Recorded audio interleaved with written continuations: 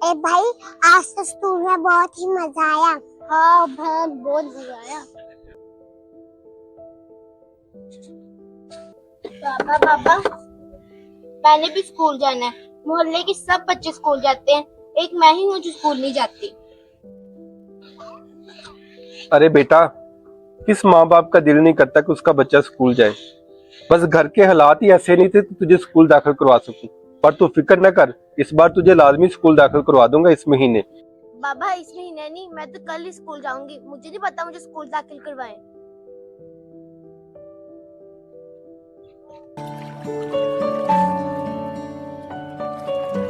अरे वाह, ये तो मेरे स्कूल का बैग और मेरे स्कूल का यूनिफॉर्म है। बाबा आपका शुक्रिया, आपने मुझे नया बैग और यूनिफॉर्म लेके दिया और मेरा स्कूल में दाखिला करवाया। अब मैं भी स्कूल में जाऊंगी। पर बाबा मुझे एक बात की समझ नहीं आई, आपके पास इतने पैसे कहाँ से आए? भाईजान, जी भाईजान। यार ये बाइक सेल कर ले। बेटा, तुम परेशान ना हो, ये सब अल्लाह का करम है। और वैसे भी एक बाप के लिए उसकी बेटी की खुशी से बढ़कर और क्या हो सकता है। तालीम से ही कौमें तरक्की करती हैं।